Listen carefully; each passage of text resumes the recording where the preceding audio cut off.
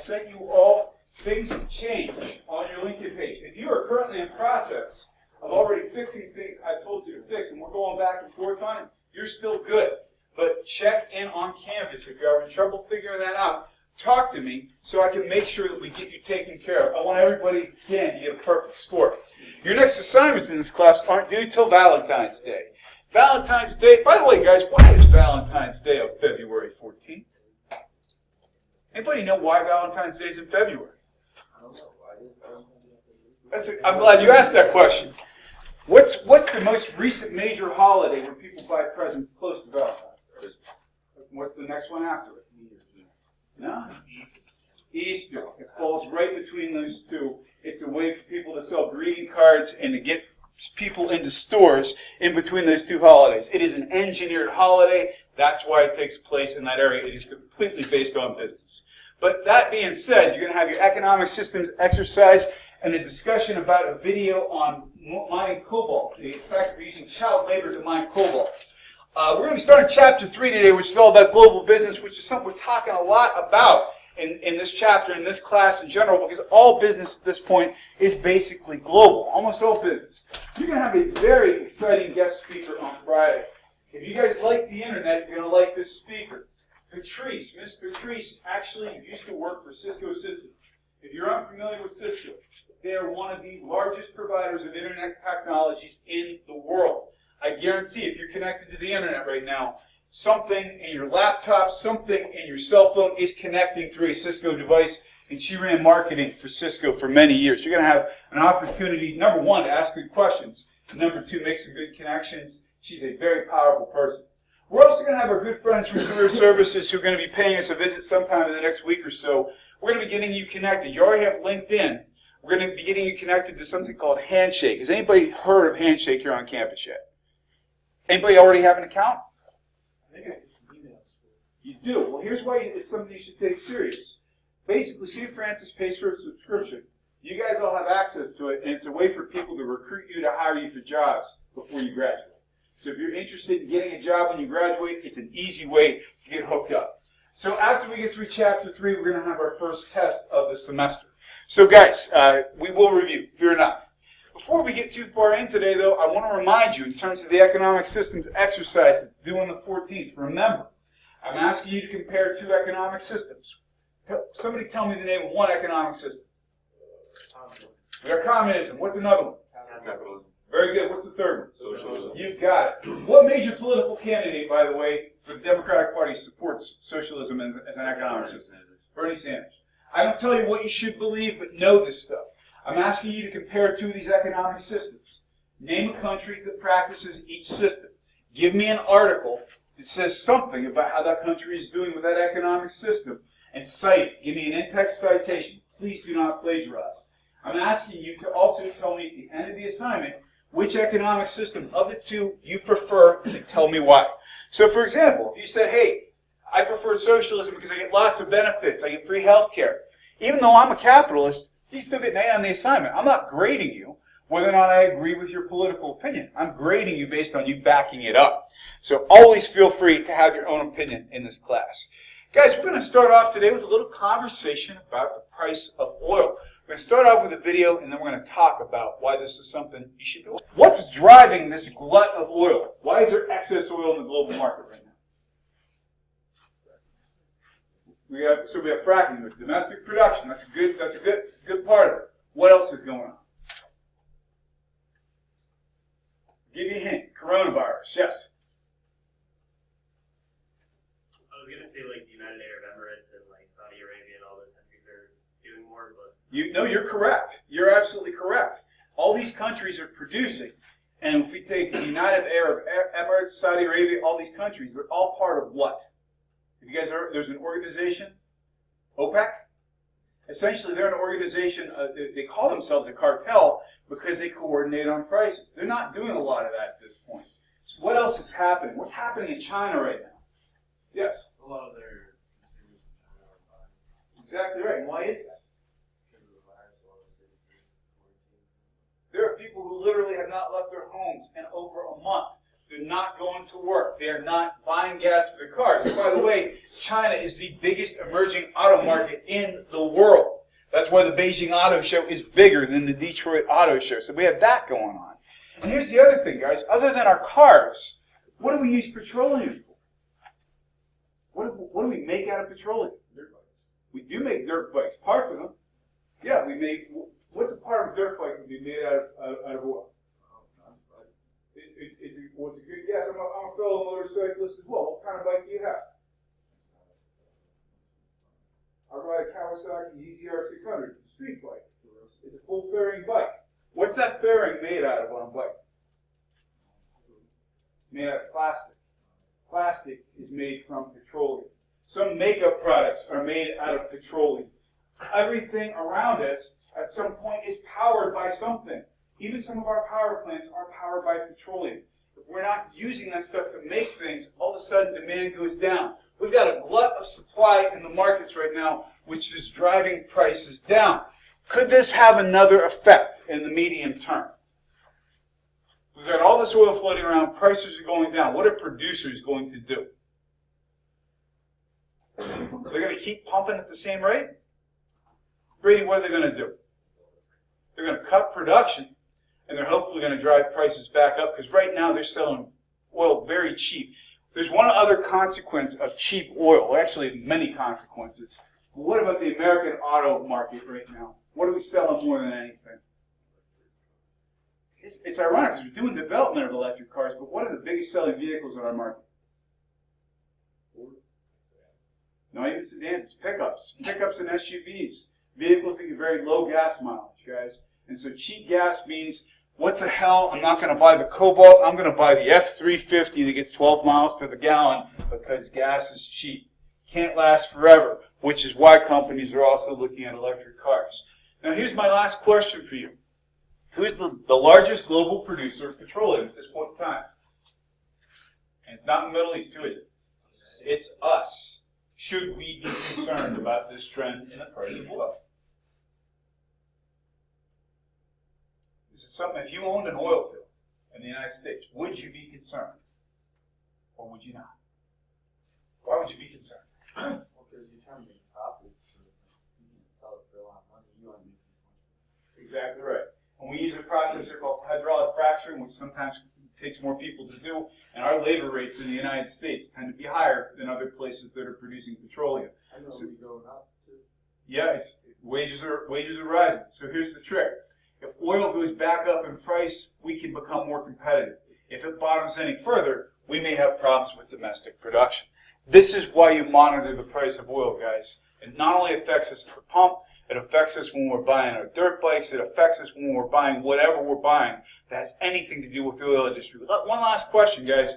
When the price of oil goes up, why does the price of ice cream, why does the price of meat, why does the price of all these things in grocery stores go up?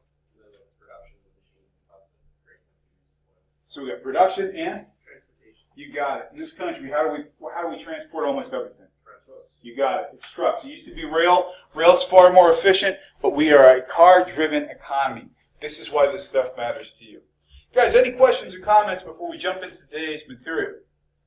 All right, I think this stuff is fascinating because we are truly connected. What we're going to be talking about today, guys, is how trade with other countries actually works. What are our impediments to trade?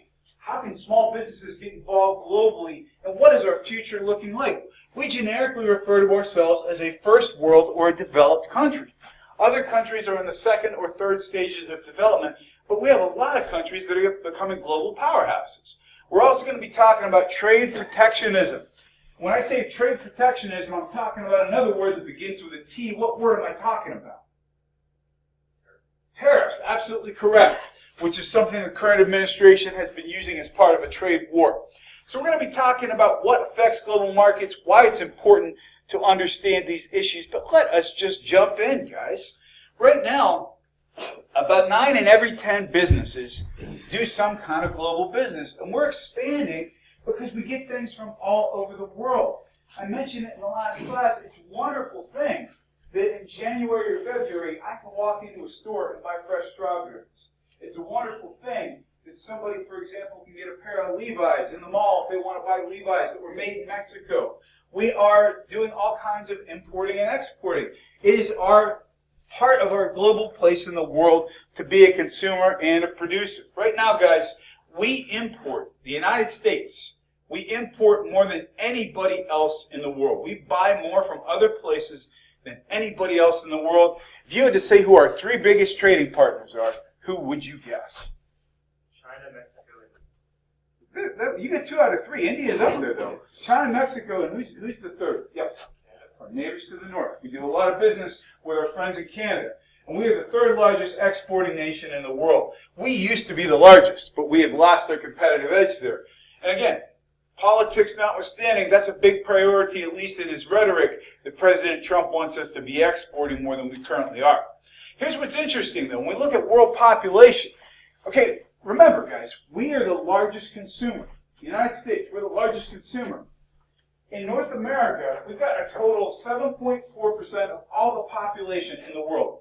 By continent, the only continent that's smaller than us, well, actually, Australia and South America. South America is barely smaller than us. Australia is very sparsely populated. We are the #1 importing nation, or I should say, North America is #1 as well. Asia, however, has 60% of the population. So let's say, for example, you're the United States, and you want to start exporting more. You want to start putting more product out. Where are you going to be looking toward? I would too, man. It is no joke. It is not a surprise that the Beijing Auto Show is the largest auto show in the world. It's not a surprise that we want to get into China. It's not a surprise we want to start doing more business here. And Africa, by the way, even though they are the 2nd largest continent in terms of population, they're far behind Asia at 15%. Guys, this is a market we want in as well, because this is becoming rapidly a very developed continent with lots of natural resources. Yeah, we're the smallest and we consume the most. So in terms of where we're headed, guys, in terms of billions of people, right now, if we look at this trajectory, we're on path to have somewhere in the neighborhood of 2 or 3 trillion people at some point in time. Guys, the biggest issues we're running into right now, we're in a land of plenty. We're in a place where everybody's got room to stand if you're willing to move to find it. Places like China are not as lucky as us to have such a dispersed and rich environment. And we have many people who go to bed hungry at night. There's a large disparity in growth. And here's the big challenges, guys. We talk about income disparity. What are some of the other challenges we're going to face globally by having this many people?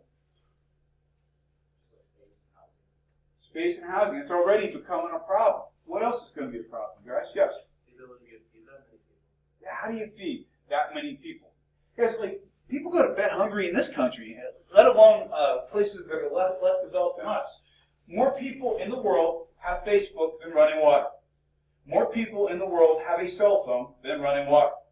More people, you can keep on comparing anything we take for granted. And I guarantee you this, we're going to see wars fought over water because we're running out of clean water supplies for lots of reasons. These are global issues. If you can find ways to deal with that stuff, guys, you can find yourself in possession of a very valuable solution. In terms of our text ranks certain countries as good places for doing business, and it's based on what we refer to as GDP per capita. GDP stands for? You got it. This side of the room, if you had to put GDP in your own words, what does it mean? We say, we're talking about the nation's GDP. What is it? Remember, I used the analogy of veins and blood. What is it, guys? How much are you money to do the economy? If I had a slice of bacon, I'd give it to you right now. That's a fantastic answer.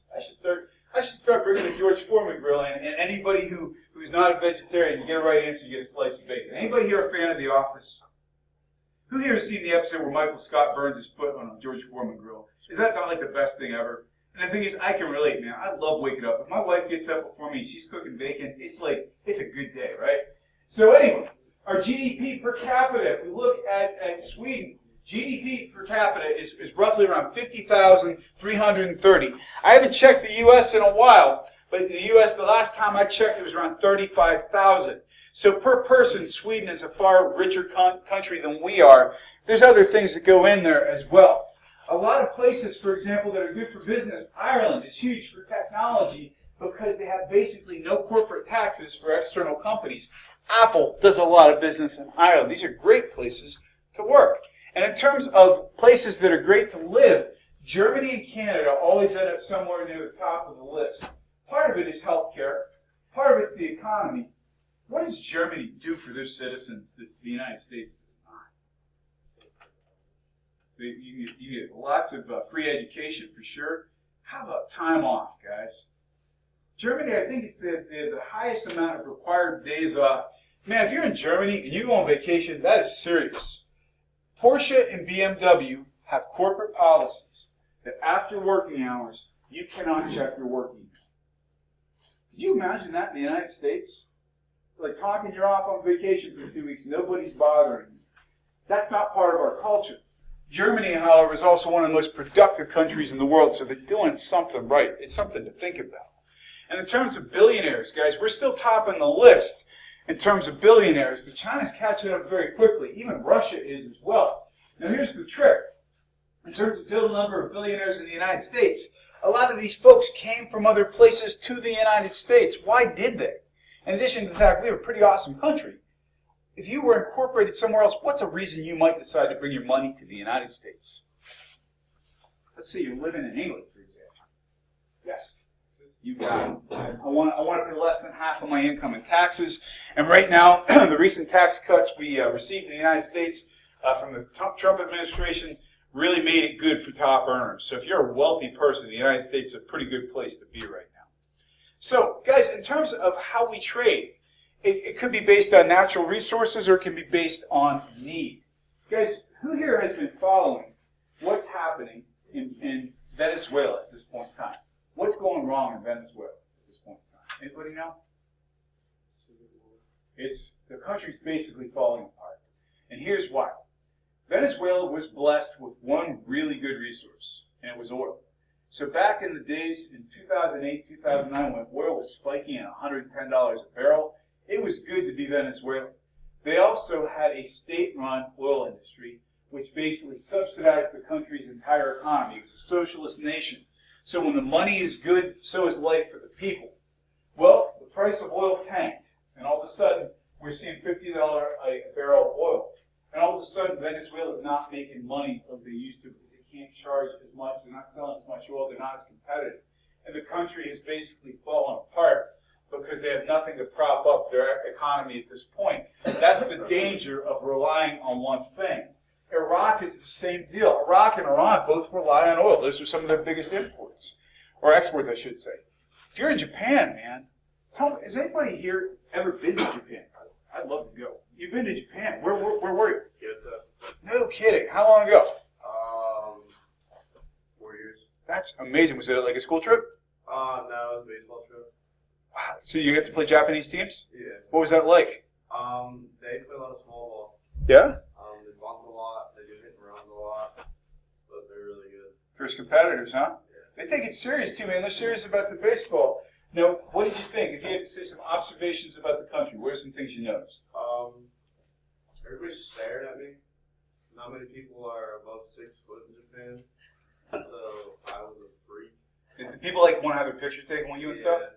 Yeah, I have a friend who is about your height, and he taught English in Japan for a year, and he said the same experiences. He would walk through crowds, and people would stop and just look at him like you're a giant, man. This is amazing. And what else can you tell me about Japan? Very technologically advanced. Everything there is run on technology. Packed with people. Very densely populated, yup. But they also have a really nice countryside. And it's something that they really have to work hard to preserve that because they don't have much in the way of natural resources, guys. It's a small country. And here's the trick. Because they don't have large reserves of oil, they got to import it. Because they don't have large tracts of tillable land, they got to import a lot of their food. They had a bad habit also of relying on a particular type of energy that could be considered very volatile. What kind of energy am I talking about? You got it. So nuclear energy. And we had the big tsunami of 2011 that knocked out some of their nuclear capability as well as caused a lot of radiation to get into the environment. They had a real problem. So if you're Japan, You're an industrial powerhouse on one side, but you're importing almost all your supplies on the other side. Pretty crazy stuff. I'd like to go there to see it. But the bottom line is that free trade is what keeps countries in business, especially if you're Japan, you got to import everything. Or if you're the United States and you want to export more. Agriculture, you want to export raw materials. We got all these things that we can sell. And here's what's really interesting, guys. If you've been to a gas station, does anybody here have a diesel vehicle or a diesel vehicle in their family? What's the difference between diesel and traditional gas at the pump? It always is. Do you know why? Because it's actually less refined. It's actually more crude in terms of its development. It's more expensive because we export more than we actually keep for ourselves. So we actually compete against ourselves with diesel vehicles. Pretty interesting. Is it a pickup? Yeah, diesel pickups are great. So what are some of the pros? Guys, I've talked to you about everything that's involved in global trade so far. Well, somebody tell me, what's an advantage to a country trading globally? What's something good about global trade? Yes? Things we can't get now, we can get from somebody else. Is there a downside from this side of the room to global trade? What could be a downside to trading internationally? Tell me more. That's a great answer. Everyone wants to make more money than other person, so then you got conflict. So we have conflicts. Conflicts can arise out of trade disputes, or they can actually disrupt business as well. We're going to stay on this side of the room again. I want to hear from somebody else. Tell me something good about global trade. We know about supplies. Tell me something good about it, guys. What's something good about global trade? Yes, sir. You can export your production. We can make money, man. We can sell to other people. One more from this side of the room. Tell me something else bad about global trade. Yes? Depending how you look at it, like globalization can be a good or bad thing. Like all our economies are going to be tied together, so if like one really big one goes down, that can really affect all the other countries in the world. You better believe it. Great answer. Guys, when we had the recession of 2008, and by the way, we've talked about it a couple of times. I want to make sure you understand it. What caused the global recession of 2008? It started here. Yes? People giving us, or banks giving us free loans for housing. Exactly right. So here's how it spiraled, guys. We have all these folks in the United States. And don't we all want a house? It's the American dream. Here we have our little stick figure family. We got mom, dad, and we got a kid here with a really big head. And this kid and his bicycle and everything else. They're happy. They got a home. It's wonderful. Well, the trick is, though, dad lost his job. Mom's not making as much as she would normally have made. So the house goes into foreclosure. The bank, all of a sudden, is not collecting the money that would have come from that mortgage. They're trying to resell this house, but everybody else is in the same boat. And what happens is the effect spreads because this bank was also investing in foreign markets. And the infection spreads like a disease. That's the problem with global trade. We're all tied together in this big mess at this point. Now, we also look at what we refer to as our competitive advantage, I should say. The United States, if I went back 25 years, we were getting killed in crude oil. We were getting killed. We could not compete with Saudi Arabia. We could not compete with the United Arab Emirates. We have these amazing traditional deep wells of oil. Then we had hydraulic fracturing. All of a sudden, we had a way we could compete. We've got a strong comparative advantage. So long as the price of oil doesn't dip too much further, we're in good shape. Some countries, however, have an absolute advantage at certain points in time. If you go back to 1973, Saudi Arabia had an absolute advantage. This is a true story. They call it the oil embargo of 1973. We had a lot of things going on in the Middle East back in the 70s. Seems like that never changes. Well, here's what happened. Saudi Arabia and the other OPEC producers said to the United States, we're tired of your crap. We're going to put the squeeze on you. So what did they do? Anybody know? Guesses. What do you think they did? We have an addiction to oil. So what did they do? They cut production. They basically said, sorry, guys. So here's the deal. The average car in the 1970s was about the length of this room and got about 10 miles to the gallon. All of a sudden, we got all these big cars on the road that eat gas like nobody's business. They basically said at this point, you can get gas every other day. They started rationing gasoline in this country in 1973. If you had an odd or even license plate number, that determined the days you could actually buy gas. We were not energy independent because Saudi Arabia and OPEC had an absolute advantage over us at that point in time. So it's pretty crazy how that stuff can affect companies. And guys, we owe a lot of people money right now. By current estimates, our debt right now in 2020, our debt is about 95% of our GDP. So we're just ahead in terms of our total gross domestic product, ahead of what we owe our creditors.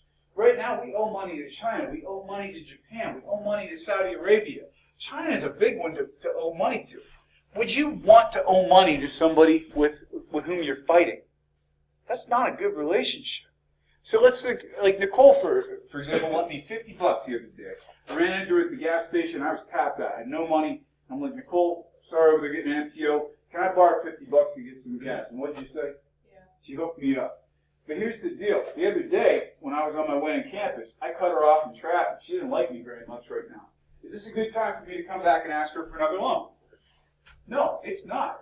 You can tell me to go pound sand because I wouldn't lend me any more money either. So that's exactly the kind of relationship we're in with China right now. We've got basically a country that is very unhappy with us. We're starting to work that out, but we owe them a lot of money. Not a good place to be, guys. So one of the other tricks we're going to also bring into this conversation before we stop for our first question. Some of the roots of importing and exporting in new and small businesses actually come from college students. People who go from one country to another, exchange students, etc. This is a true story, guys. Back in the 1980s, when Russia was just starting to open to Western trade, they loved Levi's jeans, but they couldn't get them. You could literally go to the mall at Christmas time and take your old blue jeans, the ones you've been wearing for years, and sell them for cash because they were patching them up and selling them in Russia. That's a true story. And oftentimes people who would go to school in one place would bring something back from a country they were at to somebody else and start interest in it. A great example is, how many of you as kids ever watched anime, like Dragon Ball Z, or any of that kind of anime? Do you guys want to know how that came to the States? It came to the States because people were putting it on VHS tapes as dubs and bringing it in from Japan or Australia. It received a lot of broadcasts from Japan. That's how anime made it to the United States. So college students are responsible sometimes for the spread of these big ideas. Guys, before I continue, I would like to pause for a moment to take a question or comment from anywhere in the room. What would you like to ask? Sir? Did you see the PETA ad that was, they tried to air on the school that they wouldn't air it? What was it about? Punksy Phil? No, it was actually, they did a parody, you know how Kaepernick was kneeling for like the national anthem? They did a parody of that, except it was animals kneeling for the national anthem in protest to the mistreatment of animals. And Wow. at the end of it, they did hashtags and speciesism. Wow. Yeah. No, I had not. Have you seen it? Yeah, it was pretty weird.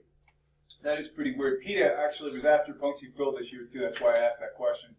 That's the thing about a broadcast network, too. If we say characteristically from a political standpoint, where does Fox fall? On the right. Yeah, they're very, especially Fox News, but even Fox Broadcast, I think, I'm not surprised they didn't air the ad. I think they knew their audience. I feel like if they would have aired that, that would have made a lot of people mad. Yeah, I agree. Although I do have to say that I think even during the game, and I'm not judging, I'm just observing, there were a number of not so subtle political messages in parts of the things like the halftime show too. The biggest one being the Puerto Rican flag and things like that. I don't think that's a bad thing for people to express themselves. I'm not saying that at all. But it's kind of like you have to know how you can hit that audience. Make sense? Yeah. But I need to look that up, and I'm sure it'll freak me out a little bit.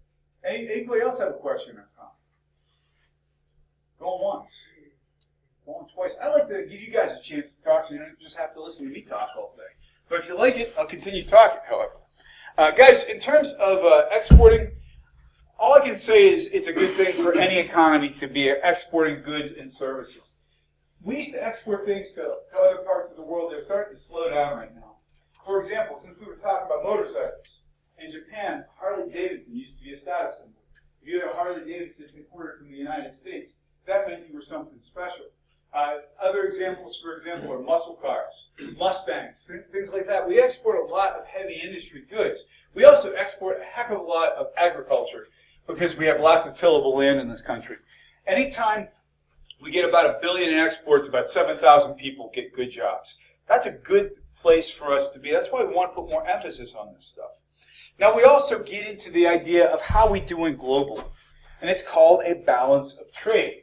Guys, if we are selling more to global markets dollar-wise than we're importing, we have a trade surplus. That's great. If we're selling more in terms of cash, in terms of total exports and total financial value than we're paying out, we have a favorable balance of trade. If we have a deficit, it means that's not so good. That's unfavorable. Right now, if you remember, the United States, where do we rank in terms of export and globally? And not import, export.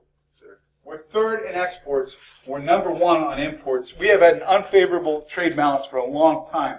Not a good place for an industrial economy. It's something we want to change. We also get into what we refer to as balance of payments. What this means, guys, in terms of total money coming in and out, are you in a favorable or unfavorable place? If you are bringing in more than you're spending, wonderful, favorable. If you're spending more than you're bringing in, that's an unfavorable balance of trade. And again, someplace we do not want to be. All right, this is one of my favorite terms in the entire textbook. I love that this is a term we talk about. And the term is dumping. And I'm not talking about what you think I'm talking about. I'm talking about how we can try to kill another economy. Guys, what's the name of our most local professional sports team? Steelers. Why are they called the Steelers? Because everybody was big stealing. We are coal and steel all the way, brother. Check it out. Who knows what the name of the place across the street is? The Wonderful Gardens.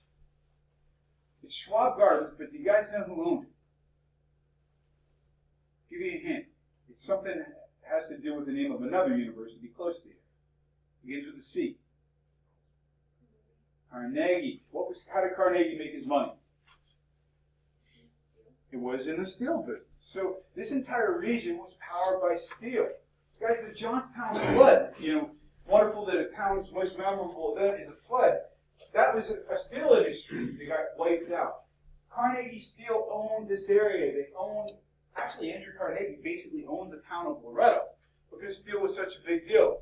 It was a big employer in the United States, in particular Pittsburgh and Johnstown, up until the 1970s. Here's what happened.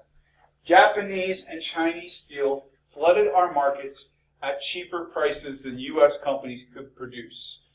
It was a concerted effort by those countries to kill our steel industry, and it worked. Very little steel is actually still made in the United States. That's not to say we haven't had some industrial recovery. We have, but that basically killed our industry. And so we've also dumped in other places, guys. We've done it with agriculture. We've done it with chicken. We've done it with other things. We're going to be talking about the chicken tax here momentarily. But we do. We have this problem where we've killed other countries' economies through our cheap exports as well. We talked earlier about our number 1, 2, and 3 trading partners, which are Canada, Mexico, and China. But yeah, India is right up there, guys, in terms of our top 10. And their country we do a lot of business with. So India is also important for us to consider. We're going to be talking about strategies to reach global markets. But I think instead of jumping into that for today, since we're going to have a guest speaker on Friday, and right now you're working on an assignment or two, we're going to let it there for the day. We're going to pick this up on Monday. Guys, remember, if you are making changes to your LinkedIn, hit me up today. This is your last chance. Get on, check your Canvas if you're having issues with that. Yes, sir. It looks like that. I couldn't find my comments. You know what? Bring up your laptop. I'll show you where to find it. Come on up. I'll show you where to find it. Guys, have a good day.